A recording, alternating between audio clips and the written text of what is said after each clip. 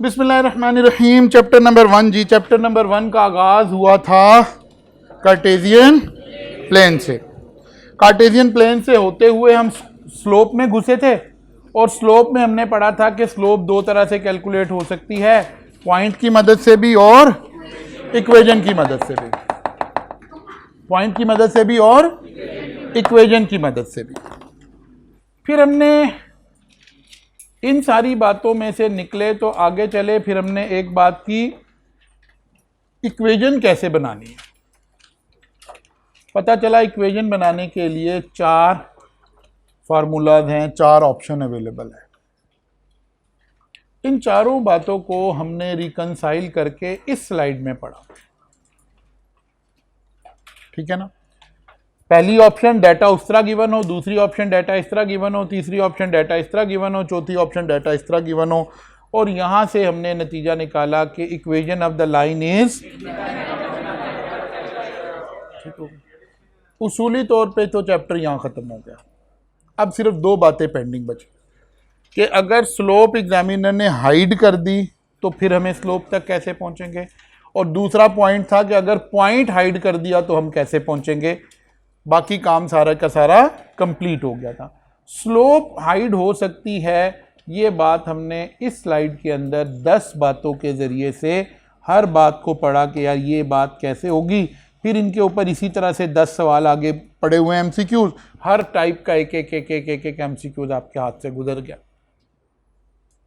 पता चला यार स्लोप ऐसे अनहाइड होगी, ठीक है। फिर कल हमने कैलकुलेटर की मदद से इक्वेशन को सॉल्व करने का तरीका सीखा। 44 पर रुकना है तो रुक जाएंगे जनाब, जब 44 आएगी तो लो आ गई जी 44। हाँ जी, कुछ भी नहीं आएगा, नहीं पूछो। हाँ जी, कौन सा? सारी। Find the equation of the straight line parallel to x-axis at a distance of 10 unit above x-axis। आपको पता है पीछे हमने जब वहां बनाए ना, वहां ये ड्रॉ किया हुआ सारा कुछ, लेकिन मैं यहां थोड़ा सा आपको एक्सप्लेन कर देता हूं। मैंने आपसे बार बार एक लफ्ज बोला है कि कोई भी ऐसा पॉइंट नहीं होगा कि जो एग्जाम में इस्तेमाल हो सकता हो और वो इस स्लाइड में डिस्कस ना हुआ हो। जब हमने पैरेलल की बात की थी ना, ये देखें, पैरेलल टू एक्स एक्सिस में 2 ऑप्शन हो सकती हैं। एक ऑप्शन अबव, फर्ज किया ये वैल्यू 10 है, और एक बिलो, फर्ज किया ये वैल्यू -5 है। अब बजाय इसके कि ये कहें ये +10 है, उसने कहा अबव। वैसे तो वो खाली 10 कहता तो हम जर्नल मैथमेटिक्स का उसूल भी लगाते कि figure is always positive unless and until negative लिखा हुआ, ठीक है ना। लेकिन अगर वो ये बात कर दे, find the equation of a straight line parallel to x axis at a distance of 10, means point क्या हुआ? पैरेलल टू एक्स एक्सिस 10 0, ऐसे ही है ना। Unit above x axis parallel to x axis, parallel to x axis. इसी तरह से find the equation of the straight line parallel to x axis at a distance of 7 unit. इसका मतलब है ये -7 पढ़ना है इसको। अब उसने यहाँ माइनस नहीं लिखा, थोड़ा और बात को मुश्किल करने के लिए यहाँ माइनस लिखता तो आसान बात हो जाती ना। उसने यहाँ माइनस लिखने की बजाय उधर का बिलो, डन होगी बात। फिर इसी तरह से find the equation of the straight line parallel to y axis at the distance of 3 unit on left hand side of y axis. अब उधर लेफ्ट हैंड राइट से पॉजिटिव नेगेटिव होना था, तो वही वाली 4 बातें यहां आ रही। In every case slope is given, इधर स्लोप इज 0 और स्लोप इज अनडिफाइंड। और अनडिफाइंड वाली इक्वेशन सॉल्व करना हमने पहले सीखी हुई है कि इन्फिनिटी से मल्टीप्लाई नहीं करना, उसको डिवीजन में ले लेना है, फिर ही इक्वेशन सॉल्व होगी। और वैसे तो हमने वहाँ जब इसको लॉजिकली करने के बाद हमें पता चल गया था कि यार ये x इज इक्वल टू 10 आना है, ये x is equal to y is equal to 10, y is equal to -7, x is equal to 3, x is equal to -20। ऐसे आना ना, फिर तो डायरेक्टली हमने लॉजिक अप्लाई कर दी थी। लेकिन इस लॉजिक से आने से पहले हमने क्वेश्चन सॉल्व किया था कि अच्छा जी ये हो रहा है, ऐसे हमने यहां तक पहुंचना है, फिर ये डेस्टिनेशन हमारी आएगी। क्लियर होगी बात? तो हम अक्सर एक बात कहते हैं कि ये एक स्ट्रक्चर्ड कोर्स डिजाइन हुआ है, पर्पजली कोर्स डिजाइन हुआ है कि आप इसमें हर बात इंक्लूड हो जाए, सब्जेक्ट टू वन थिंग कि आप इसे घर जाके कर लें, आप जो जितनी स्लाइड्स हमने कर ली है वो आप गो थ्रू भी कर चुके हों। अच्छा जी, वो कहता है ऐसे ही फर्ज किया, ये बड़ा रेयर है, लेकिन अगर ऐसे आ जाए, वो कहता है find the equation of these two line and calculate their point of. बस ये सवाल है आपकी स्क्रीन पर, या एग्जाम में गए, ये सवाल है आपकी स्क्रीन पर। क्या करें? पहले कोई 2 पॉइंट ले लेते हैं, ठीक है ना, कोई 2 पॉइंट ले लेते हैं और उनसे फिर हमें इक्वेशन चल सकती है। मसलन अगर ये ग्रीन वाली लाइन में देखूं तो इसका ये पॉइंट 1 2, इस ग्रीन का ये पॉइंट, क्योंकि मैं कोशिश मेरी होगी ना होल डिजिट वाला पॉइंट ले लूं, फ्रैक्शन वाला तो रीड करना मुश्किल हो जाएगा ना। ये पॉइंट ठीक है, ये पॉइंट भी ठीक है, ये पॉइंट भी ठीक है, ये पॉइंट भी ठीक है, कोई होल डिजिट वाला कोई भी पॉइंट उठा लूं, 2 पॉइंट आ जाएंगे, इस ग्रीन वाली इक्वेशन बन जाएगी। और ये 90 एंगल पे है शायद, कि नहीं कहा उसने, अगर 90 पे नहीं कहा तो येलो का भी दूसरा पॉइंट उठा लें, एक पॉइंट तो दोनों का कॉमन है ना। अब येलो का एक पॉइंट ये होल डिजिट में हमें नजर आ रहा है, एक पॉइंट ये भी होल डिजिट में नजर आ रहा है, तो दोनों की इक्वेशन मालूम हो सकती है ना। कुछ भी डाटा नहीं दिया, अब उसने खाली पिक्चर दे दी, दोनों की बात। फिर कल हम पहुंचे थे कि यार पॉइंट कैसे हाइड करना है। हमने कहा यार पहली बात तो हमने पढ़ी थी, अगर 2 इक्वेशन हो वो आपस में इंटरसेक्ट कर रही हो, हम point of intersection simultaneous solution से निकाला करते थे। हमने कहा अब उसकी जरूरत नहीं, हमारा कैलकुलेटर साइमल्टेनियस सोल्यूशन कर देता है, ठीक है ना। आपने कैलकुलेटर जाके डाउनलोड कर लिया, ठीक है ना। फिर हमने इसके ऊपर कल सवाल करने शुरू किए, यहां से हमने स्लोप भी बनाई, यहां से हमने बाकी बातें भी की। If point on the line, if point on the line it will satisfy the equation of the line, ये वाली बात भी हमने कल पढ़ ली।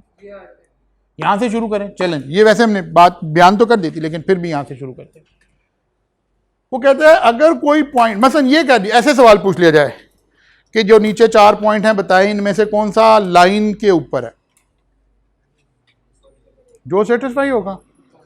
If the equation of the line is 2x + 3y is equal to which of the following point lies on the, which of the following point lies on the, तो पहला point put कर देते हैं, दूसरा कर देते हैं, तीसरा कर देते हैं, जो सेटिस्फाइड हो जाएगा, कोई भी ना होगा तो नन ऑफ दीज भी आ रहा है। डन होगी बात।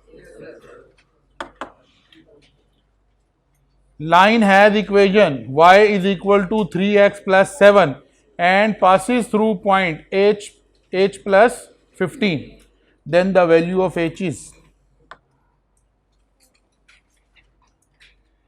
क्या मतलब हुआ? वही, अगर ये पॉइंट लाइन पर है तो इसको पुट कर देना चाहिए, जब इसको पुट करेंगे तो वैल्यू ऑफ h निकल आएगी ना। देखिए कैसे, इक्वेशन क्या है, y is equal to 3x plus, वो किधर रख गए कार साहब, अच्छा जी,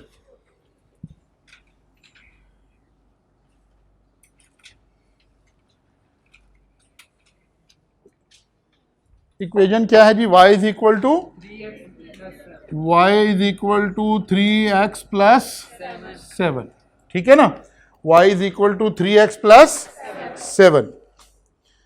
वो कहता है ये पॉइंट में से गुजर रही है, इसका मतलब है ये पॉइंट इस लाइन के ऊपर ही है। y कितना है, h plus is equal to 3h + 7, यहां से h निकले, यहाँ से h निकला। वैसे तो ये कोई बड़ी मुश्किल बात ही नहीं है, लेकिन अगर हम चाहें तो ये h भी हमें कैलकुलेटर भी कैलकुलेट करके दे सकता है। हम इक्वेशन कैलकुलेटर से भी सॉल्व कर सकते हैं, ठीक है ना। कैसे कर सकते हैं? इक्वेशन में के मॉड में जाए बगैर अगर सिंगल वेरिएबल निकालना हो, अब ये h कह दें, a कह दें, b कह दें, जो मर्जी कह दें ना, मैं इसको x बोल देता हूं। x plus 15 is equal to 3x plus 7। अब ये काम करना कैसे? x कैसे लिखते हैं? अल्फा ब्रैकेट क्लोज लिखें, अल्फा ब्रैकेट क्लोज प्लस 15। पहुंच गए?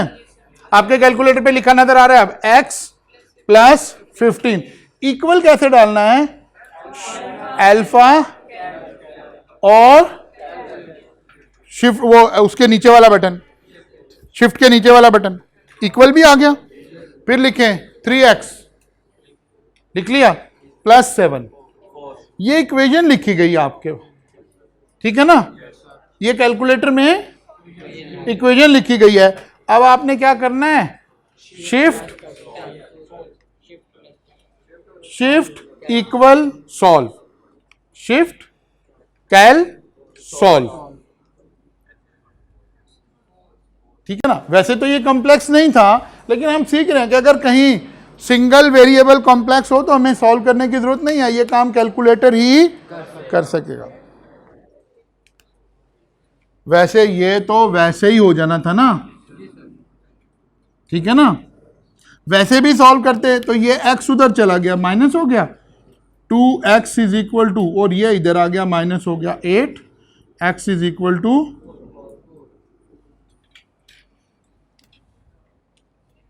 डन होगी बात जी। Shift solve equal, done. आगे चलें।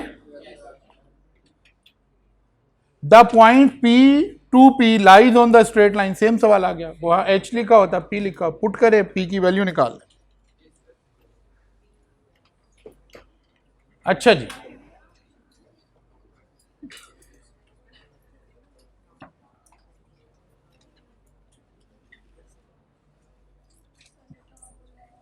एक और छोटी सी एडिशनल बात आ रही है अभी। Collinear, 3 or more point are said to be collinear if they lies on a single straight line, ठीक है। अच्छा, स्ट्रेट लाइन में हमेशा 2 पॉइंट तो होते ही है ना, क्योंकि स्ट्रेट लाइन तो बनती ही 2 पॉइंट से। अगर कोई 3 पॉइंट एक ही लाइन के ऊपर तो थाउजेंड्स ऑफ पॉइंट है ना, तो उनको हम क्या कहते हैं? कोलिनियर। और non collinear point, 3 or more point are said to be non collinear if they do not lie on a single straight line. Any 2 point are always collinear because you can always connect them to straight line. 2 point collinear हैं कि नहीं है? ये हमेशा ही collinear है। ये 3 point collinear हैं कि नहीं है? नहीं। क्यों? एक लाइन ड्रॉ नहीं हो सकती इससे, एक लाइन ड्रॉ नहीं हो सकती। लेकिन अगर तीसरा पॉइंट भी यहीं कहीं होता और हम इसे एक ही स्केल से ज्वाइन कर सकते तो then they are called collinear. Done हो गई बात। अच्छा, ये सारी कहानी तो यहाँ खत्म हो गई। अब हम आते हैं कि यार हम अकाउंटेंट लोग equation of the straight line के पीछे क्यों पड़ गए हैं? क्योंकि हमने तो कहा था कि यार अब हम वो वाला मैथमेटिक्स पढ़ रहे हैं जो हम अकाउंटेंट से रेलिवेंट है, अप्लाइड मैथमेटिक्स पढ़ रहे हैं, ठीक है। तो अब आते हैं हम उस तरफ जहां पर हमने इसको अप्लाई करना है। एक लफ्ज़ हम इस्तेमाल कर रहे हैं, वेरिएबल कॉस्ट। एक लफ्ज़ इस्तेमाल कर रहे हैं, वेरिएबल। वेरिएबल कॉस्ट का क्या मतलब होता है? Variable cost are the cost that change as volume. Volume का मतलब नंबर ऑफ यूनिट। अगर हम यूनिट बढ़ाएं तो कॉस्ट भी बढ़नी शुरू हो जाए। मसलन हमने यहाँ एक एग्जांपल बनाई, अगर हम 1000 यूनिट बनाएं तो हमारी कॉस्ट खर्च हो रही है 10,000। अगर हम 2000 यूनिट बनाएं तो कॉस्ट खर्च हो रही है, अगर 3000 यूनिट बनाएं, 8000 यूनिट बनाएं, जैसे जैसे यूनिट बढ़ रहे हैं कॉस्ट भी बढ़ रही है, ठीक है ना। लेकिन ये वाली बात एक रॉ बात हुई है, अभी रिफाइंड बात नहीं है, अभी समझने के लिए हो रही है। जैसे जैसे यूनिट बन रहे हैं वैसे वैसे कॉस्ट बढ़ रही है, ये रिफाइंड नहीं है। रिफाइंड क्या है? कॉस्ट लीनियर रिलेशन में बढ़ रही है। लीनियर रिलेशन का क्या मतलब है? जितने फीसद यूनिट बढ़े हैं कॉस्ट भी उतने फीसद ही बढ़ी है। देखें, यूनिट डबल हुए हैं तो कॉस्ट भी डबल हो गई। अब मैंने आसानी के लिए, यूनिट फिर डबल हुए कॉस्ट फिर डबल हो गई, यूनिट फिर डबल हुए, ऐसी कॉस्ट को क्या कहते हैं? Variable cost. Variable having direct and linear relationship, having direct and किसके साथ? Level of. मतलब आप घर में ना कोई KNN की पैटी लाए हुए हैं और आप बर्गर बनाने लगे। अगर 2 बर्गर बनाने हैं तो KNN की पैटियां भी 2 ही लगेंगी, 5 बनाने हैं तो 5 ही लगेंगी, 10 लगाने हैं तो 10 ही लगेंगे। हैविंग डायरेक्ट एंड, बात समझ आई? अगर मैं इसकी लाइन ड्रॉ करूं तो ये लाइन ऐसे होगी ना, ओरिजिन में से गुजरती हुई नजर आएगी। क्या मतलब? अगर कोई यूनिट ना बनाए तो कॉस्ट भी नहीं खर्च होगी, कोई बर्गर ना बनाए तो पैटी भी खर्च नहीं होगी। बात समझ आ रही? हमारी जिंदगी में जो हमारे से जुड़ी हुई इधर उधर फैक्ट्रीज में जुड़ी हुई जो कॉस्ट होंगी ना, उसके 3 बिहेवियर होंगे। पहला बिहेवियर हमने पढ़ लिया, ऐसी कॉस्ट जो लेवल ऑफ एक्टिविटी के साथ लीनियर रिलेशन से बढ़ेगी। ठीक है ना। हमने ग्राफ ड्रॉ कर लिया, ग्राफ में इधर यूनिट्स लिए हैं, इधर कॉस्ट ली है, ठीक है ना। इसका मतलब है ये x है और ये y है। अब ये जो पॉइंट, ये पॉइंट ही तो है ना। पॉइंट हम किसे कह रहे थे? Value of x, value of y। अब जरा रियल लाइफ शुरू हो गई। 1000 unit value of x, corresponding value of y 10,000। समझ आई बात? दूसरा point 2000 unit value of x, value of y। इसका मतलब है एक पॉइंट इस लाइन का क्या है? 1000, 10,000 पहला पॉइंट। दूसरा पॉइंट क्या है? 2000, 20,000। तीसरा, चौथा, ऐसे ही है ना। These are different points. Any 2 point लेकर हम इक्वेशन बना सकते हैं। बना दे जरा, इसी 2 पॉइंट से इक्वेशन बना दे मुझे जरा, जल्दी से करें, शाबाश। पहले 2 पॉइंट ले लें, पहले 2 पॉइंट ले लें, शाबाश।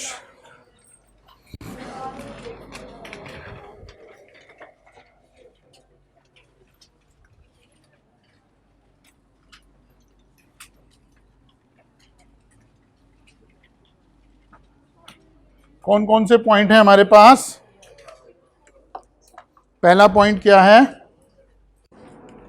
1000 and 10,000. This is point 1. Which is point 2? 2000, 20,000. ठीक है ना। y minus y1 is equal to y2 minus y1 over x2 minus x1 into x minus,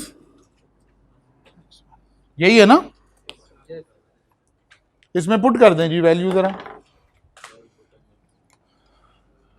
y minus 10,000 is equal to 20,000 minus 10,000 over 2,000 minus 1,000 into x minus 1,000। ये आ गया y minus 10,000 is equal to 10 into x minus 1000। मुझे तो ज़रा सारे step ही करके दिखाने पड़ेंगे ना। y इज इक्वल टू, अब ये 10,000 ये भी 10,000 कैंसिल आउट हो गया, ये इधर पॉजिटिव है उधर नेगेटिव है, उधर जाके positive, is equal to, equation क्या आ गई, y is equal to, equation क्या आ गई, y is equal to 10x। बात समझ आ रही है? अब जरा हम ना वो जो बातें पढ़ रहे थे ना, अब हम उन्हें अकाउंटेंट की नजर, मैथमेटिशियन किस नजर से देख रहा था वो पढ़ा है। ये क्या है जी, स्लोप ऑफ द लाइन है, ये क्या है जी, इक्वेशन ऑफ द लाइन है। मैथमेटिशियन ऐसे बोल रहा था। अब हम अकाउंटेंट, हम कहते हैं स्लोप का मतलब होता है वेरिएबल कॉस्ट पर यूनिट। क्या कह रहा हूं, स्लोप इज इक्वल टू, लिखें कहीं पर, slope is equal to, slope is equal to variable cost per unit. एक यूनिट बनाने की वेरिएबल कॉस्ट कितनी आ रही है, यहां देखें इस डाटा बता रहा है 10 रुपए कॉस्ट आ रही है, क्योंकि 1000 यूनिट बना रहे हैं तो कितनी कॉस्ट आ रही है, 10,000। 2000 बना रहे हैं तो 20,000, 3000, 4000 बना रहे हैं तो, आपको पता है इक्वेशन जब इस शक्ल में लिखी हो तो जो x का कोफिशिएंट होता है वो क्या होता है, स्लोप होती है, वो स्लोप होती है। या यहां से देखें इसका आंसर क्या था, 10, slope of the line was 10। Actually we can say variable cost, इस एग्जांपल की variable cost per unit was 10।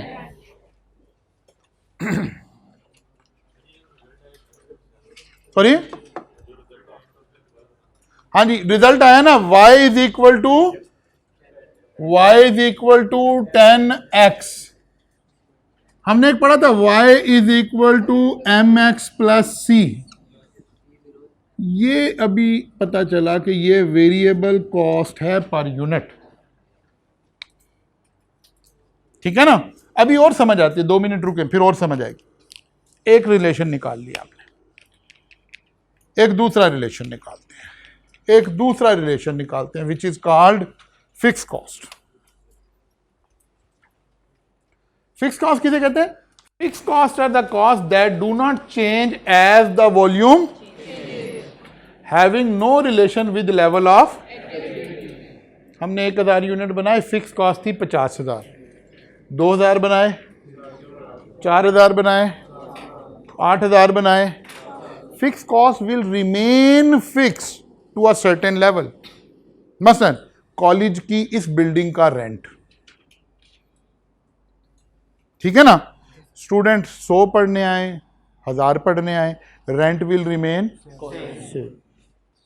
वो जो बर्गर शॉप की अभी हम बात कर रहे थे, बर्गर बनाने लगे थे ना, एक है बर्गर बनाने में बर्गर पैटी डलना, बर्गर पैटी की cost is a variable cost, जैसे बर्गर ज्यादा पैटी भी ज्यादा, जैसे बर्गर ज्यादा पैटी भी ज्यादा। लेकिन उस बर्गर काउंटर का रेंट फिक्स कॉस्ट, ठीक है ना। जहां बर्गर काउंटर लगाया वहां का रेंट है 50,000 रुपया। 1000 बर्गर बनाए, 2000 बनाए, 5000 बनाए, 8000 बनाए, इट विल रिमेन सेम। ठीक होगी ना बात। अब फिर यहां से 2 पॉइंट निकाल लिए, 1000, 50,000, 2000, दिस, ये 2 पॉइंट कोई से ले लें, उसे फिर उठा के पुट कर दें, इक्वेशन बनेगी y इज इक्वल टू 50,000। क्योंकि ये अगर लाइन वैसे भी देखें तो पैरेलल टू एक्स एक्सिस आएगी ना। 1 2 3 4 5 10,000 हमने यहां शो किया हुआ है ग्राफ पे, तो y इज इक्वल टू 50,000। ये एक लाइन, एक इक्वेशन आ गई, y इज इक्वल टू 50,000। क्या शो कर रहा है, y का मतलब है कॉस्ट, एक ऐसी कॉस्ट जो 50,000 ही रहती है, जिसका x से कोई ताल्लुक having no relation with level of, having no relation with level of. 2 बातें समझ आ गई। अब हम एक तीसरा काम करने लगे जो असल में करना चाह रहे थे। ये जो डाटा मैंने आपको दिया था ना, मैंने इस डाटा को कंबाइंड कर दिया। जरा गौर करें, 1000 यूनिट बनाने की वेरिएबल कॉस्ट आ रही थी 10,000 और फिक्स कॉस्ट थी, तो टोटल कॉस्ट कितनी हो गई? आप जरा गौर करें मैं क्या कर रहा हूं। 1000 यूनिट बनाने की टोटल कॉस्ट है 60,000 रुपया। 2000 यूनिट बनाने की टोटल कॉस्ट है 4000 यूनिट बनाने की टोटल कॉस्ट है 8000 यूनिट बनाने की टोटल कॉस्ट है। अब जरा तवज्जो रखनी है, जैसे जैसे यूनिट बढ़ रहे हैं कॉस्ट भी बढ़ रही है। क्या कह रहा हूं? जैसे जैसे यूनिट बढ़ रहे हैं कॉस्ट भी बढ़ रही है। जैसे जैसे यूनिट बढ़ रहे हैं कॉस्ट भी, तो फिर वेरिएबल हुई? वेरिएबल हुई? नहीं, वेरिएबल में एक शर्त लगाई थी, having direct and linear. Unit double हुए कॉस्ट डबल नहीं हुई है, यूनिट फिर डबल हुए कॉस्ट फिर डबल नहीं हुई, यूनिट फिर डबल हुए कॉस्ट डबल नहीं हुई। इसका मतलब है, क्या ये फिक्स कॉस्ट है? फिक्स भी नहीं है। क्या ये वेरिएबल कॉस्ट है? वेरिएबल भी नहीं है। इसका नाम हमने रख दिया टोटल कॉस्ट, या इसका एक और नाम रखते हैं सेमी वेरिएबल कॉस्ट। सेमी लिखें, semi variable cost, semi variable cost. अब जरा जहन में एक बात लेकर आए। अब हम प्योर अकाउंटेंट वाला मैथमेटिक्स शुरू कर रहे हैं। हम कहते हैं यार हमने ना एक बर्गर शॉप बना ली है, बर्गर बनाने की 2 कॉस्ट आ रही है। एक variable cost, variable cost means having direct and linear relationship. मसलन बर्गर पे बन लगेगा, वेरिएबल, बर्गर पैटी लगेगी, वेरिएबल, मायो लगेगी, वेरिएबल, भूख लगेगी, अच्छा फिर उसमें लेटेस्ट डलेगा, सारा कुछ, ये सब क्या चीजें क्या हैं? Variable variable variable variable. ज्यादा बर्गर बनाएंगे हर चीज उतनी ज्यादा लगेगी, कम बनाएंगे कम लगेगी, नहीं बनाएंगे नहीं लगेगी। फर्ज किया ये हमने बर्गर तैयार किया, हमने कहा हमारी 250 रुपये कॉस्ट आ गई, तो क्या 250 का बेच देंगे? क्या हमारी एक्चुअल कॉस्ट 250 ही आ रही है? हमें फौरन होगा कि नहीं नहीं सर, ये तो वेरिएबल कॉस्ट आ रही है। अभी जो जिस जगह पे हम खड़े होकर बर्गर बना रहे हैं उसका रेंट भी तो है, जो हमारे शेफ वगैरह लगे हुए हैं उनकी सैलरी भी तो है, और कोई ऐसी चीजें हैं जो हर महीने फिक्स जा रही हैं, बर्गर के हिसाब से नहीं जा रही हैं। इसका मतलब है 2 कॉस्ट आ रही है, एक फिक्स और एक वेरिएबल। आगे बड़े पेपर में जाके पढ़ेंगे कि यार ये फिक्स वाले का मसला कैसे हल करना है। फिलहाल हमें समझ आ गई कि यार there are 2 type of cost, one is fix, other is variable. अगर दोनों अलग अलग बता दें तो फिक्स की पहचान हमने कर ली, वेरिएबल की पहचान हमने कर ली। वेरिएबल की पहचान क्या थी? Having direct and linear relationship. Fix की पहचान क्या थी? चेंज ही नहीं हो रही है। अब जरा देखें, दोनों इकट्ठी कर दिए मैंने, प्रॉब्लम आ गई। इसमें से फिक्स कितनी है वेरिएबल कितनी है नहीं पता चल रहा। इस चार्ट को देख के कुछ पता नहीं चल रहा, डायरेक्ट नेकेड आई से पता नहीं चल रहा क्या चल रहा है। बस आज हम ये सीखने लगे हैं, पहला काम इक्वेशन का पहला फायदा ये पढ़ने लगे हैं कि यार अगर हम इसकी इक्वेशन बना लेना, ये कितने पॉइंट हैं? 4, 1000, 60,000, 2000, 70,000, 4000, 90,000। आप जरा दोबारा एक इक्वेशन बनाएं, पहले 2 पॉइंट से एक इक्वेशन बनाएं सब बच्चे, पहले 2 पॉइंट से खुद बनानी है, ये यहां बनी बनाई नहीं देनी, खुद बनाएं, पहले 2 पॉइंट से इक्वेशन बनाएं।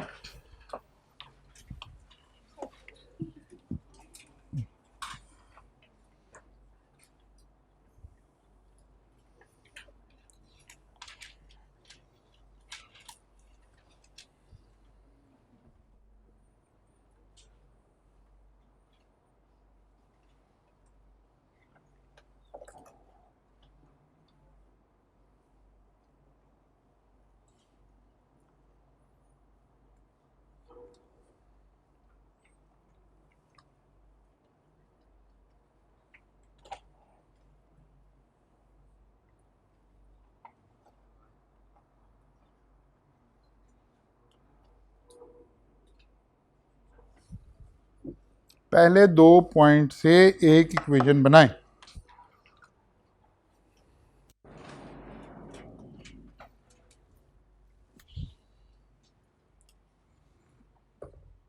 पूरी इक्वेशन ड्रॉ कर लें, शाबाश। 2 पॉइंट आपके पास आ गए हैं, इससे पूरी एक इक्वेशन ड्रॉ कर लें।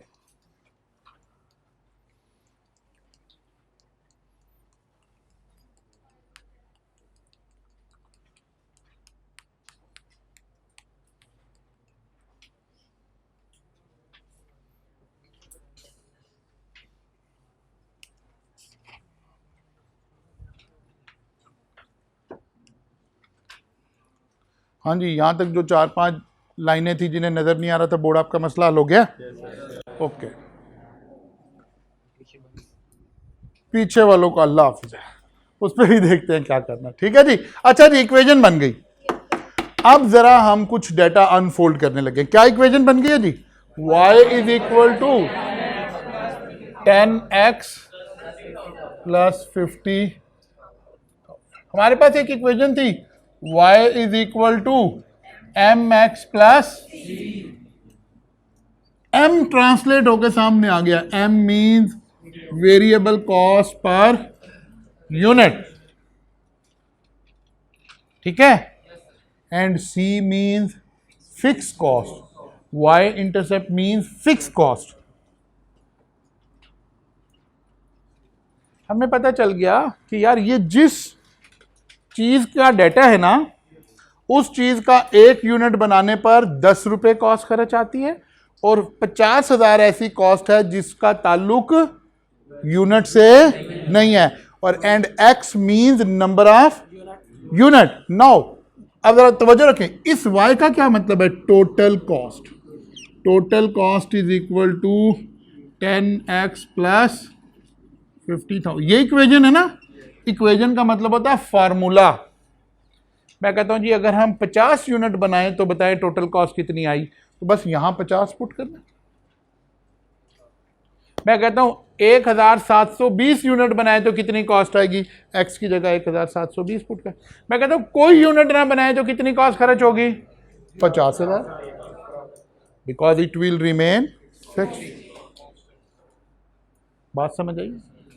इसका मतलब है आज के बाद हमें कोई ऐसा डाटा मिले जिसके अंदर कोई फिक्स कॉस्ट शामिल हो और कुछ वेरिएबल कॉस्ट शामिल हो, तो हम उसकी मदद से इक्वेशन बना के फिक्स कॉस्ट अलग करने में कामयाब हो जाएंगे और वेरिएबल कॉस्ट अलग करने में कामयाब हो जाएंगे। हमें फिक्स कॉस्ट अलग पता चल गई है और वेरिएबल कॉस्ट अलग पता चल गई है। बस इतना ही काम आज सीखना है आपने। अभी हमने इस बात को आगे लेकर चलना है, लेकिन पहले बस यहां तक रुकना है, ठीक है ना। अब इसमें से सवाल कैसे बनेंगे उनको देखते हैं। A firm fixed cost are 50,000 per week and variable cost is 10 पर। अच्छा याद रखें, वेरिएबल हमेशा पर यूनिट होगी। The total cost function for the firm is, ये जो भी मैंने आपको सवाल सॉल्व कराया, 10x प्लस, कहानी समझ आई?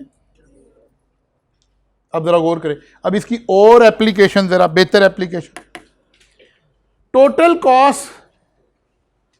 Cost curve of the number of copies of a particular photograph is linear.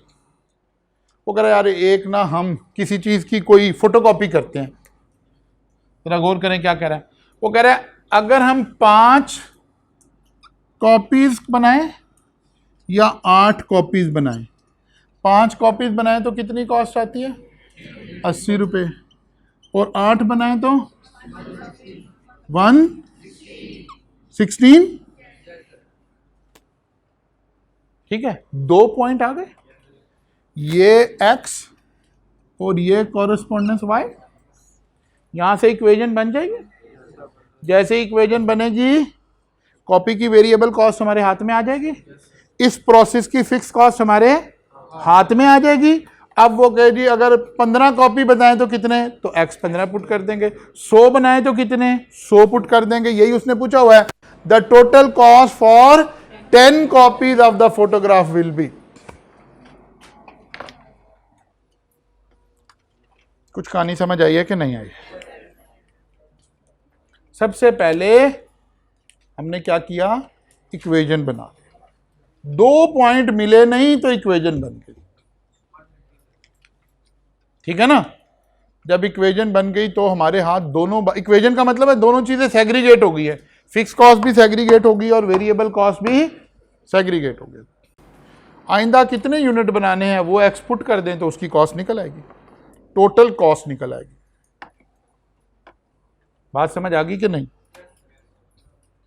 इतनी मरी हुई है सर, क्यों आई? नहीं आई? कोई बात नहीं, जिन्हें नहीं आई कोई बात नहीं है, उन्हें आनी भी नहीं आ रही है। देखिए मैं इधर दोबारा एक एग्जांपल ले लेते हैं, कोई एक एग्जांपल ले लेते हैं। ऐसे बात हम कह रहे हैं, ऐसे हम बात कर रहे हैं, इसको छोड़ दें, फोटोकॉपी वाली एग्जांपल को छोड़ के ऐसे बात करते हैं। हम अगर किसी चीज के 20 यूनिट बनाएं तो हमारी कॉस्ट आ रही है 30,000, ठीक है। अगर हम उसके 30 यूनिट बनाएं तो हमारी कॉस्ट आ रही है 40,000। कोई चीज बना रहे हैं हम, अगर हम 20 यूनिट बनाएं तो टोटल कॉस्ट आ रही है 30,000। टोटल का मतलब है फिक्स भी वेरिएबल भी। अगर हम 30 यूनिट बनाएं 30 यूनिट बनाएं तो कॉस्ट आ रही है 40।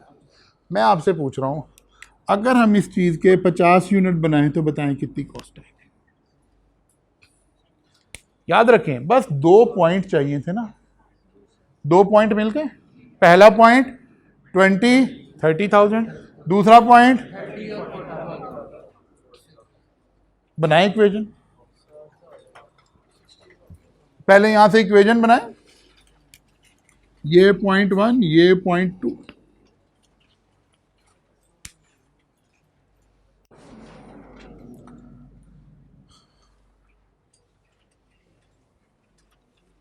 Point 1 and point 2। सब लोग बना लें, हाथ से गुजार लें, कोई बात नहीं, समझ आ गई है फिर भी गुजार लें, अच्छी बात है, प्रैक्टिस हो जाएगी थोड़ी सी।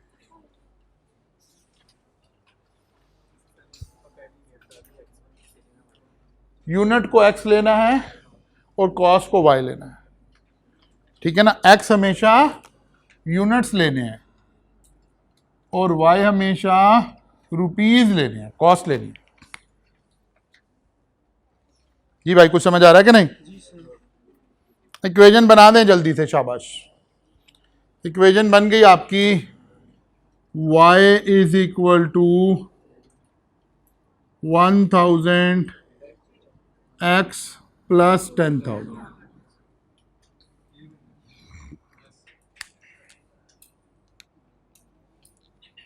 अब अगर किसी की ये इक्वेशन नहीं बनी तो पहले वो पूछ ले कि क्यों नहीं बनी। आगे 100x है, नहीं 1000 है, 1000 है, 1000 ही है। हाँ जी, यहां तक सब पहुंच गए हैं, सोच लें फिर। अब ये इक्वेशन हमें क्या बता रही है? जो चीज हम बना रहे हैं उस चीज को बनाने की वेरिएबल कॉस्ट 1000 रुपये है और उस जगह का रेंट अभी बोलने के लिए ऐसे ही 10,000 है। फिक्स कॉस्ट 10,000 है और वेरिएबल कॉस्ट 1000। जब हम 50 यूनिट बनाएंगे तो 1000 into 50 plus 10,000।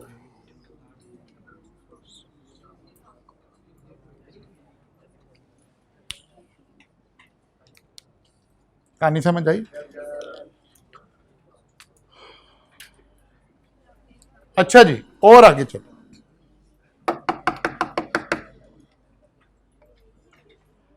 A manufacturer produce 80 TV sets at a cost of 2,20,000 and 125 TV set at the cost of, वही लेवल आ गया, वही बात आ गई।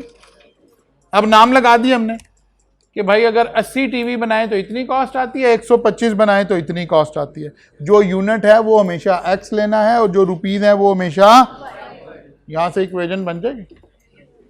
अब हम पूछ रहे हैं कि यार अगर हमने assume that cost curve to be linear cost of 95 sets, तो पहले इक्वेशन बनाएंगे, उसमें 95 पुट कर देंगे, खत्म हो जाएगी काम।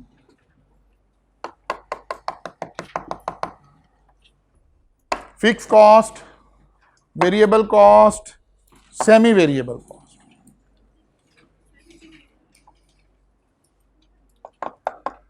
डन होगी बात? कोई लंबा काम नहीं किया आपने, ये 3 कॉस्ट डिफाइन की, इन 3 कॉस्ट से तीसरी समझनी थी ज्यादा जरूरी, that is total cost. Total cost means variable cost plus fix cost.